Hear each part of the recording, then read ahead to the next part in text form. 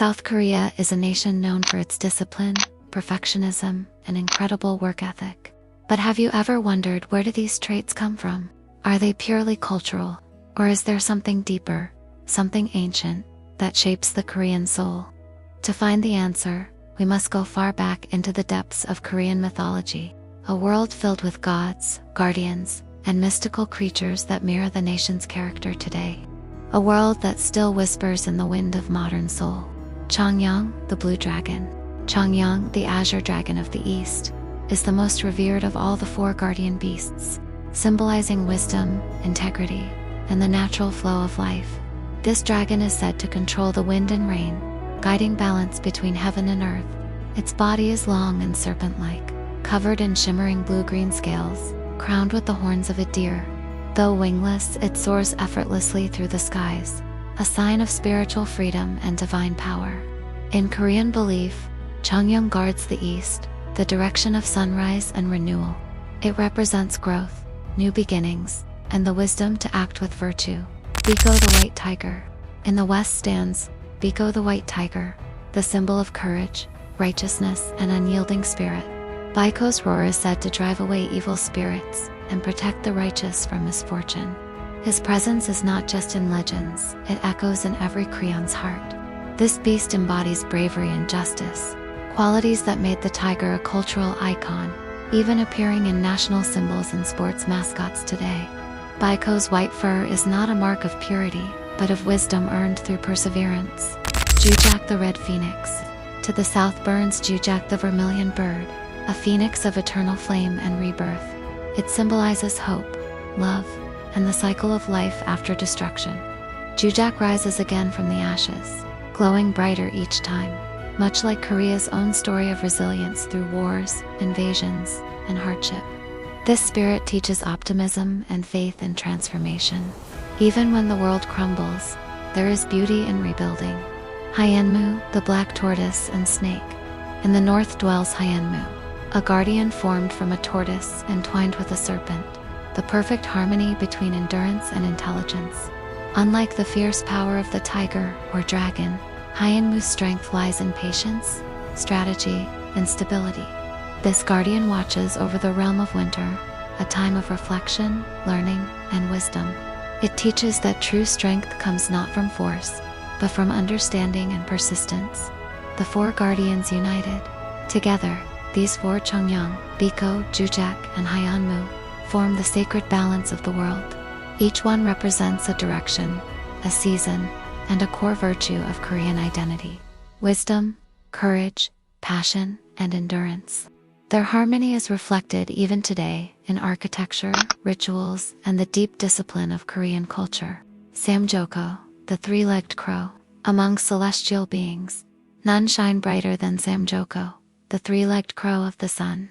It represents divine power and royal authority. In ancient times, Korean kings believed Samjoko granted them the right to rule, as it lived within the blazing sun itself. Each leg of Samjoko stands for heaven, earth, and humanity, the unity of all existence. It is said that when Samjoko spreads its wings, day breaks and darkness disappears. Heda, the lion of justice. Heda, often seen guarding palace gates, is a mythical lion-like creature covered in scales, symbolizing justice and law. It is said that Heda can distinguish truth from lies, punishing those who act unjustly. In modern Seoul, statues of Heda still stand proudly, protecting the city from disasters and corruption. This creature's legacy reminds every Korean to live with fairness and responsibility. Karyong and Bulji, the celestial creatures. Then there is Karyong, a dragon-headed bird said to live in Mount Gyeryong, the rooster dragon mountain. It symbolizes enlightenment and spiritual ascension, connecting mortals to the heavens. Meanwhile, Bulji, the fiery dog from the underworld, eternally chases the sun and moon. It tries to bite the light, creating eclipses in its pursuit. Though it never succeeds, Bulji's endless chase represents the eternal Korean drive, never giving up, no matter how impossible the goal. The spirit of a nation. These creatures are not just myths, they are reflections of the Korean soul. A nation that rebuilds from ashes like Jujak, that stands brave like Biko, that endures like Hyeonmu, and that seeks wisdom like Changnyeong. Perhaps this is the secret behind Korea's perfectionism and tireless discipline, the living echo of their ancient guardians. The legends live on, not in temples or scrolls, but in the hearts of every person who dares to dream, work hard, and rise again. Dokwen, the goblin of chaos and humor. You've probably seen it in K-dramas or artwork. Dokwed, the mischievous goblin with a club and a grin that never fades. Unlike Western goblins that are evil or greedy, Korean Dokubi is playful, chaotic, and weirdly kind. He plays tricks on selfish people, but rewards those with good hearts.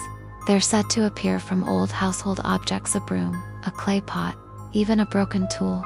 When an item serves humans for too long, it gains a soul and becomes a Dokubi. They dance at night, drink rice wine, and wrestle under the moonlight. Wild, fun, unpredictable. Maybe that's why Koreans say a little bit of Dokubi lives in everyone who refuses to give up fun, no matter how hard life gets. Gumiho, the nine-tailed fox. Then there's Gumiho, the beautiful nine-tailed fox that can transform into a human. In older legends, she seduces men to steal their hearts or souls. But in modern tales, Gumiho is more tragic, a being who wants to become human but is cursed by her nature. This duality, beauty and danger, love and fear, still fascinates Koreans today.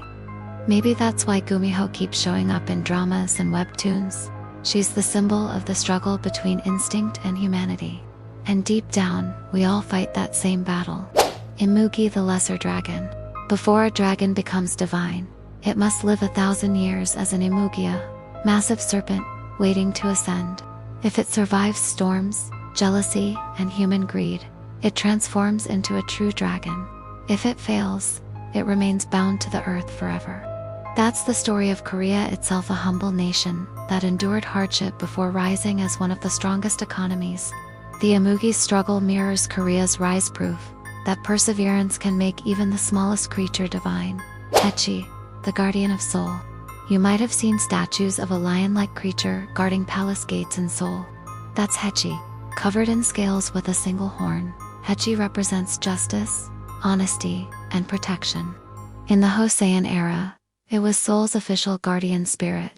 Even now, Hechi is the city's mascot, symbolizing fairness and civic duty. When people walk past its statue in Gwanghwamun, they might not realize they're facing a 1,000-year-old legend reborn. Bulji, the fire dog. We already met Bulji, the fiery dog who chases the sun and moon. But in every story, Bulji never catches them. He fails each time yet never stops chasing. It's sad but beautiful, because that endless pursuit, that obsession with light, defines the Korean spirit. To chase perfection, even if you never reach it. To burn for something brighter. Gwizin, the spirits of the restless. Gwizin are the wandering spirits of people who died with regret or unfinished business. They appear in white funeral clothes, hair long, feet floating above the ground. In the old days, people told Gwizin stories to teach lessons. Be kind, live honestly, make peace before death. Today, they've evolved into ghosts of Korean horror films and urban legends. Even fear, in Korea, carries meaning. It reminds us to live without regret. Modern echoes of myth. You might think these stories are forgotten, but look closer. They're everywhere, in K-pop stage designs with dragons, in games where tigers guard kingdoms, in dramas where humans love fox spirits, in the discipline of idol trainees and the passion of fans who never give up.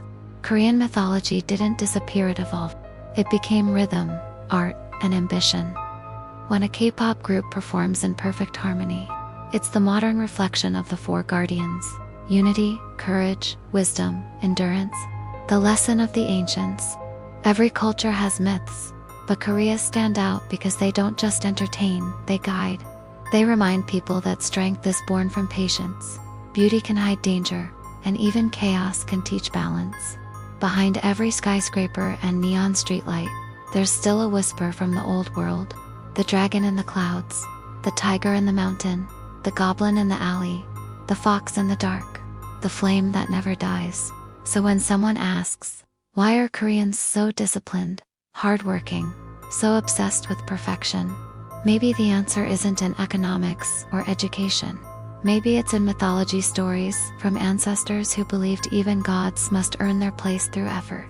Chongyong's wisdom, Baiko's courage, Jujak's rebirth, Hyanmu's endurance, and all the spirits between heaven and earth, they still live in every Korean heart. Because in the end, myth isn't just fantasy. It's memory, and memory keeps a nation's soul alive.